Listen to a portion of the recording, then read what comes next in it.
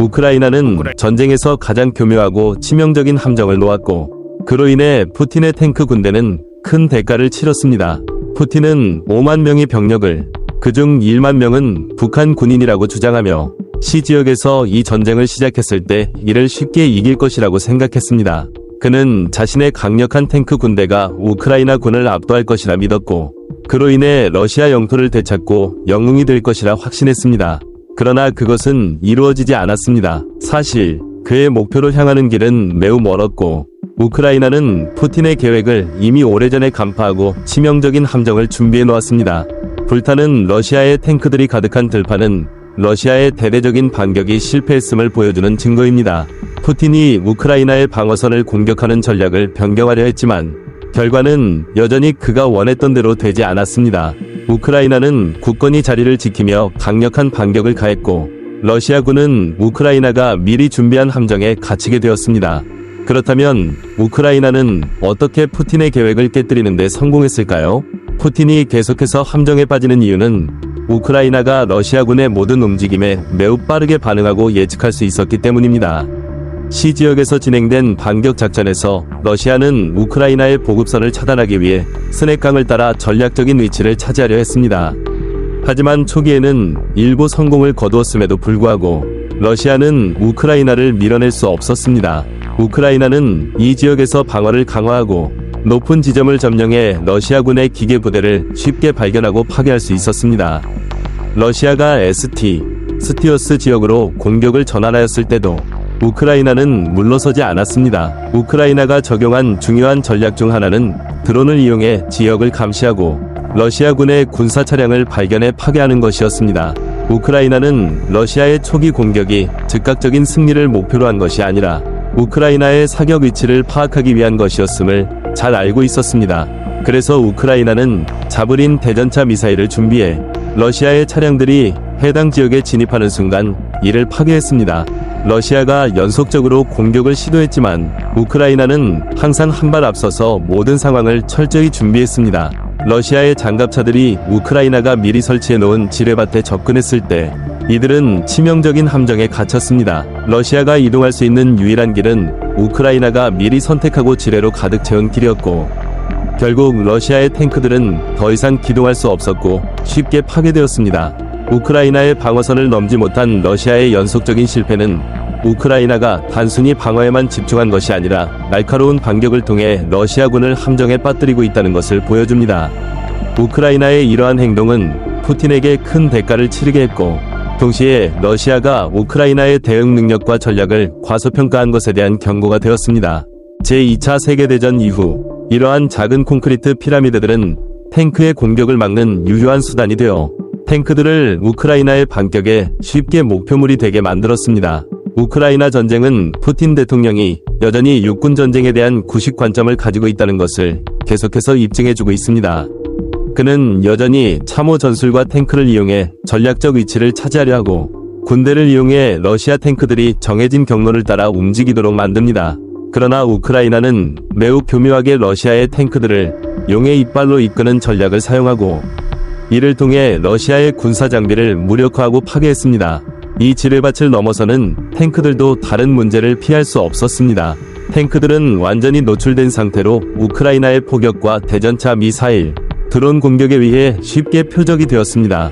그러나 러시아의 탱크들은 계속해서 앞으로 나아가며 기계적인 공격을 계속받아 우크라이나가 이미 설치한 함정에 빠져들었습니다. 이는 러시아 병사들이 후퇴할 선택권이 없어서 계속해서 전진할 수밖에 없었음을 보여줍니다. 전장의 사진들은 막대한 피해를 보여줍니다. 투스텝 라프과 설림과 같은 지역은 탱크와 장갑차들의 공동묘지가 되었고, 많은 전투 차량들이 불에 타서 남아있었습니다. 일부 탱크는 우크라이나가 배치한 지뢰에 의해 파괴되었고, 러시아는 우크라이나의 방어선을 넘었다고 생각했으나 이들은 진행 중에 강력한 반격을 받았습니다. 다른 탱크들은 용의 이빨에 갇힌 채 그대로 버려졌습니다. 이 탱크들은 이후 잘린 미사일과 빈 포병에 의해 파괴되었으며 우크라이나가 교묘하게 유도한 전투 지역에서 철저히 무력화되었습니다. 이는 우크라이나가 러시아군의 모든 움직임을 미리 예측하고 준비했음을 증명하는 명확한 예시입니다. 러시아가 계속해서 공격을 시도하는 것은 그들이 이전의 실패에서 교훈을 얻지 못했음을 보여줍니다. 현재 러시아의 전략에서 주목할 점은 그들이 이제 보병 공격에 의존하고 있다는 점입니다. 장갑차들이 더 이상 군을 지원하지 못하고 있는 상황에서 우크라이나의 24번째 공격대대는 러시아가 군수 물자와 장갑차를 충분히 보급하지 못하고 있다는 믿음을 가지고 있습니다. 이제 러시아의 병사들은 보병 공격에서 고군분투하고 있으며 이들은 우크라이나의 공격에 매우 취약해졌습니다. 푸틴과 그의 동맹들은 이제 어려운 상황에 직면해 있습니다. 그들은 군사 전략에서의 실수를 수정하려고 하지만 새로운 조건에서는 더 이상 러시아가 유리한 위치를 차지할 수 없습니다. 푸틴의 가장 큰 실수 중 하나는 우크라이나의 강력함과 준비를 과소평가한 것입니다. 특히 톨 지역에서 러시아가 실패한 전략을 재편성하려 했을 때 우크라이나는 시간을 활용해 방어선을 강화하고 새로운 공격을 준비했습니다. 푸틴의 전략은 이제 너무 예측 가능하고 과거의 실수를 반복하고 있다는 점에서 문제가 있습니다. 2008년 그루지아 전쟁에서 러시아는 군사력과 장비가 부족했기 때문에 실패했고 우크라이나에 대한 침공 역시 비슷한 실패를 겪고 있습니다. 러시아의 신병들은 훈련이 부족한 상태로 최전선에 배치되었고 이는 우크라이나의 포격에 의해 쉽게 처치되었습니다. 전쟁이 시작된 이후 우크라이나는 러시아의 전략에 매우 익숙해졌으며 푸틴이 어떤 행동을 취할지 정확히 알고 그 다음 단계를 예측할 수 있었습니다. 이로 인해 러시아의 전략은 계속해서 실패하고 우크라이나는 푸틴의 전략에서 취약점을 찾아 그것을 이용하여 러시아군을 이미 준비된 함정에 가두고 있습니다. 거의 3년 가까운 전쟁 동안 토에브 탱크 함정은 우크라이나가 상황을 완전히 지배하고 푸틴의 전략을 계속 예측하며 대응하는 방법을 보여주는 많은 예시 중 하나에 불과합니다. 러시아의 실패는 여러 가지 이유로 설명될 수 있으며 그중 중요한 요소는 우크라이나의 방어 전략이었습니다. 유로마이단의 정보에 따르면 우크라이나의 이 방어 전략이 러시아의 공격을 막는 데 성공했다고 합니다. 이 전략은 여러 단계로 구성되어 있으며 각 단계는 러시아 군대가 함정에 빠지도록 설계되었습니다. 우크라이나는 단일 방어 방식에 의존하지 않고 여러 층의 방어를 구축하여 러시아가 우크라이나가 원하는 방식으로 행동하도록 강요합니다. 이러한 전략은 러시아의 전술을 비효율적으로 만들었으며 방어 시스템을 뚫지 못하게 합니다. 푸틴의 큰 실수는 실패에서 교훈을 얻지 않고 예전 전술을 계속 사용한 것입니다. 이로 인해 러시아군은 우크라이나가 준비한 함정에 빠지게 되었습니다. 장비 경쟁 또한 중요한 요소입니다. 러시아는 공격을 위한 군사 장비를 충분히 공급하는 데 어려움을 겪고 있습니다. BTR-82 보병 전투차와 같은 전투 차량은 소모되었고 러시아는 장갑차 대신 트럭과 트랙터를 사용해야 했습니다. 이는 전투력을 약화시키며 이러한 차량들은 강력한 장갑차와 비교할 수 없습니다. 이로 인해 러시아군은 전투에서 어려움을 겪고 있습니다. 10월에서 11월까지 러시아는 공격에서 수백 대의 군사 장비를 잃었고 이는 그들의 힘을 크게 약화시켰습니다. 하지만 러시아는 우크라이나의 방어선에 효과적인 공격 방법을 찾지 못했습니다. 탱크와 보병을 이용한 공격은 우크라이나의 다층 방어 시스템을 뚫지 못했습니다. 우크라이나는 다층 방어뿐만 아니라 유연한 전술을 결합하여 러시아가 매번 큰 대가를 치르게 만듭니다. 러시아가 전술을 바꾸지 않고 실패해서 교훈을 얻지 못하면 그들은 계속해서 우크라이나가 준비한 함정에 빠질 것입니다. 미래의 러시아가 우크라이나의 방어 시스템을 뚫을 수 있을지 모르지만 현재로서는 우크라이나가 한 발 앞서며 다층 방어 전략을 통해 상황을 통제하고 있습니다. 현재 상황은 우크라이나가 전쟁에서 주도권을 유지할 수 있을지에 대한 의문을 제기합니다. 러시아는 우크라이나의 방어 전략을 뚫기 위해 충분한 병력과 장비를 갖추었을까요? 아니면 푸틴에게 또 다른 실패를 안겨줄까요? 시간만이 이 질문에 답할 수 있을 것입니다. 그러나 확실한 것은 우크라이나가 방어 전략을 잘 활용하고 있으며 러시아는 큰 대가를 치르고 있다는 점입니다. 우크라이나가 영토를 방어하는 데 성공한 중요한 요소 중 하나는 효과적인 다층 방어체계 구축입니다. 각 방어층은 단순한 물리적 장벽이 아니라 러시아군을 저지하기 위한 정교한 전략이기도 합니다. 첫 번째 방어층은 세일린 미사일과 FPV 드론을 포함하여 우크라이나가 공중을 방어하고 러시아의 기계화 부대를 먼 거리에서 강력하게 공격할 수 있게 해줍니다. 두 번째 방어층은 광범위하게 퍼져있는 지뢰밭으로 러시아군에게 큰 도전 과제가 되었습니다.